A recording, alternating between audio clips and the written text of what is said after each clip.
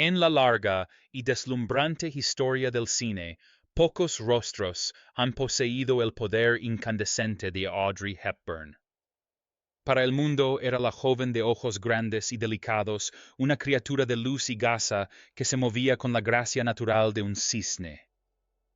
Era la mujer del vestidito negro, la princesa, que escapaba de un palacio en Roma, la personificación de una elegancia tan profunda que parecía trascender el aire que respiraba. Pero la imagen proyectada por las cámaras era una máscara de perfección cuidadosamente mantenida que ocultaba un laberinto de tristeza silenciosa y persistente. Para comprender a la verdadera Audrey, hay que mirar más allá de los vestidos de Givenchy y los diamantes de Tiffany, adentrándose en las sombras de una infancia marcada por el abandono y los inviernos brutales y de hambre de un mundo en guerra.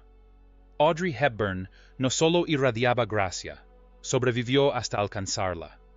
Esta es la historia de una mujer cuya belleza no era un don genético, sino una cicatriz de resiliencia. La historia de una superviviente que transformó su propia fragilidad en una fuente de luz para un mundo que sufría. La silenciosa tristeza que marcó la vida de Audrey comenzó mucho antes de que pisara un plató de cine. Nacida el 4 de mayo de 1929 en Bruselas, Bélgica, como Audrey Kathleen Rustin. Sus primeros años parecían en apariencia un retrato de la nobleza europea. Era hija de una baronesa holandesa y un empresario británico, una niña rodeada de viajes, cultura y varios idiomas.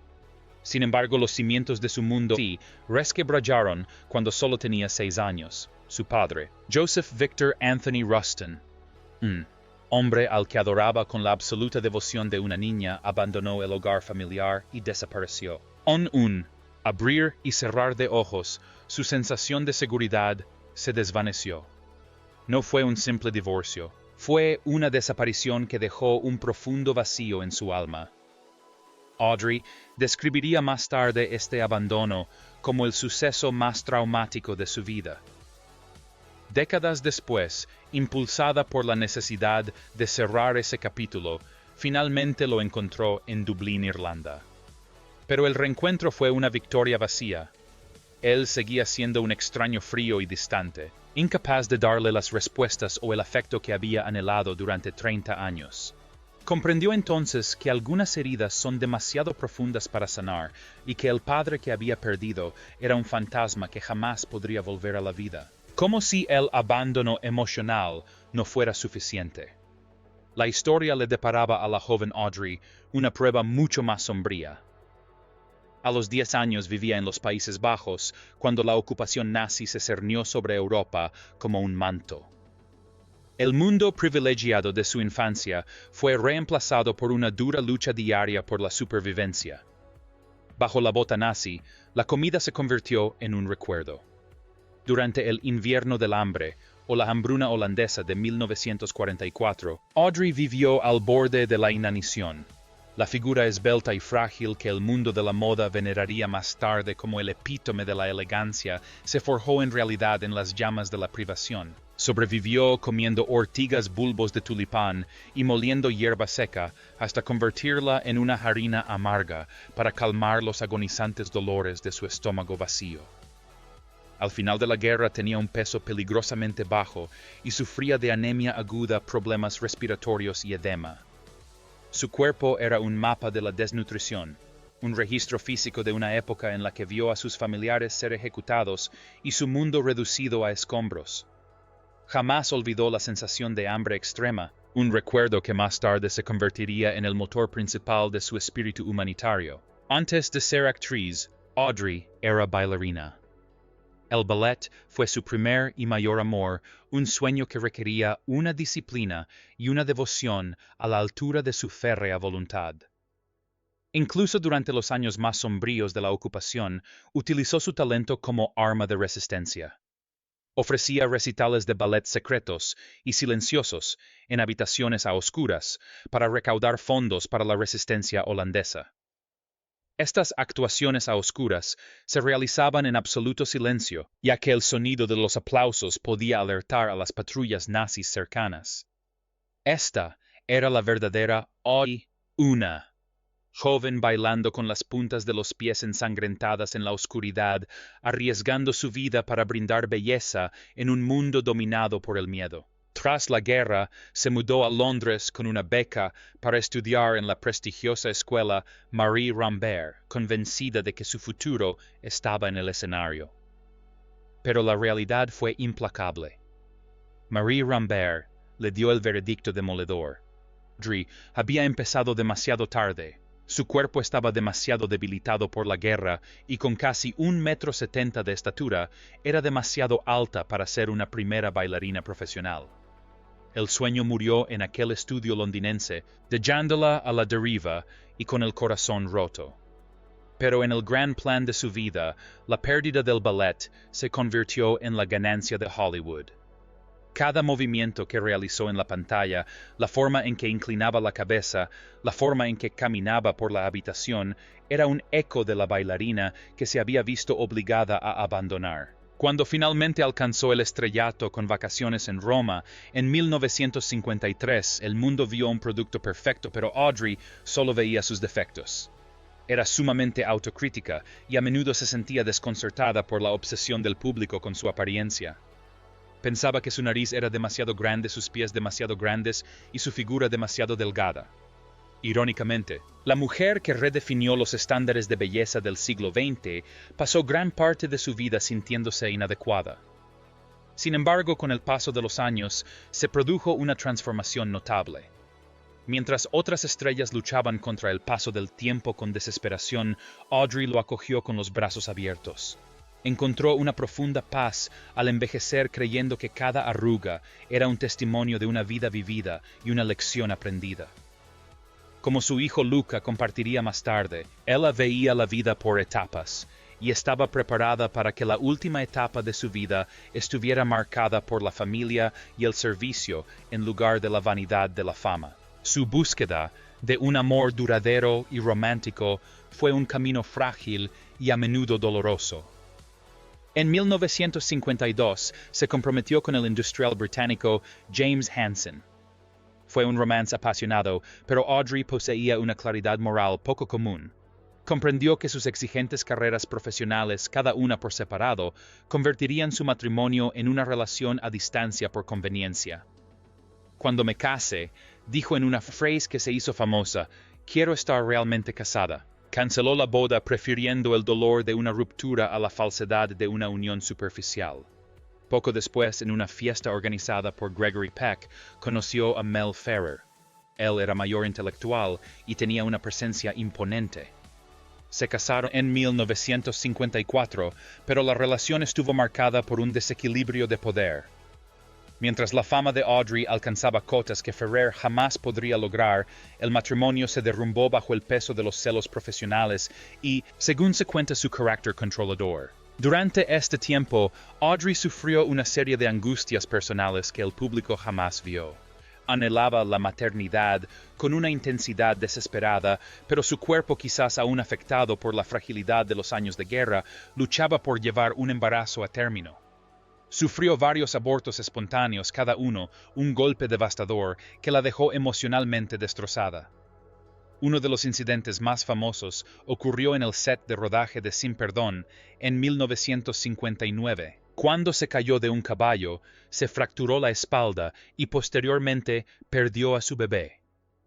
Más tarde, admitiría que sus abortos fueron más dolorosos que cualquier otra cosa que hubiera conocido, más que la guerra, más que el divorcio de sus padres. Cuando finalmente nació su hijo Sean, en 1960, fue un milagro que la arraigó de una manera que ningún Oscar podría haber logrado. Pero el matrimonio con Ferrer no pudo salvarse, y en 1968, después de 14 años intentando mantenerlo unido, se divorciaron. Audrey recuperó la esperanza cuando conoció al psiquiatra italiano Andrea Dotti en un crucero por el Mediterráneo. Se casaron en 1969 y durante un tiempo encontró la felicidad en su papel de ama de casa romana, alejándose de Hollywood para centrarse en su segundo hijo, Luca, nacido en 1970. Pero este matrimonio también trajo consigo su propia dosis de desilusión. Dottie era un mujeriego empedernido, frecuentemente visto con mujeres más jóvenes, mientras Audrey estaba en casa o trabajando fuera. Las repetidas traiciones y la humillación pública de sus aventuras extramatrimoniales erosionaron lentamente los cimientos de su vida en común. En 1982, el matrimonio terminó. Una vez más, Audrey se encontró criando a sus hijos prácticamente sola, una mujer que lo había dado todo al mundo, pero que parecía incapaz de encontrar un hombre que pudiera honrar la profundidad de su corazón. Sin embargo, el último capítulo de su vida amorosa le trajo la tranquila y sanadora alegría que había buscado durante toda su vida. En 1980 conoció al actor holandés Robert Wolders. Era viudo un hombre que comprendía el dolor y que le ofreció una estabilidad y una ternura completamente nuevas para ella. Nunca sintieron la necesidad de formalizar su vínculo con un certificado de matrimonio. Simplemente vivieron en un estado de absoluta devoción. Audrey describió esos años con Robbie como los más felices de su vida. Ya no era una estrella bajo la lupa. Era una mujer enamorada viviendo en la paz de su hogar suizo, La Paisible. Fue durante esos años cuando encontró su verdadera vocación. Se convirtió en embajadora de buena voluntad de UNICEF, viajando a los rincones más desolados del planeta, Etiopía, Vietnam, El Salvador y Somalia. Cuando se encontraba entre niños hambrientos, no era una actriz interpretando un papel. Era la niña de la hambruna holandesa de 1944, mirando a los ojos de su yo más joven. Ella habló por aquellos que no tenían voz, y su gracia ahora sirve de escudo para los vulnerables. A finales de 1992, tras regresar de una misión agotadora y emocionalmente extenuante en Somalia, Audrey comenzó a sufrir un dolor abdominal persistente e intenso. El diagnóstico fue una forma rara y agresiva de cáncer abdominal que se había estado extendiendo silenciosamente durante años. Afrontó la noticia con una serenidad que en sí misma fue una última muestra de gracia. No temía a la muerte, solo temía dejar a las personas que amaba. Su último deseo fue sencillo y profundamente humano. Quería pasar una última Navidad en su casa de Suiza. Como estaba demasiado débil para un vuelo comercial, su amigo de toda la vida, el diseñador Hubert de Givenchy, organizó un jet privado lleno de flores blancas para llevarla desde Los Ángeles hasta Tolochenaz. Rodeada de sus hijos, Robert Wolders, y los ecos de una vida vivida con integridad, celebró las fiestas con profunda gratitud. La describió como la Navidad más hermosa que jamás había vivido.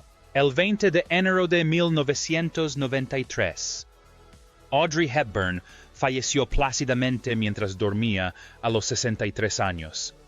A su funeral celebrado en la pequeña iglesia del pueblo de Tolochenaz, asistieron los hombres que la amaron, sus hijos Wolders y sus dos exmaridos Ferrer y Dottie.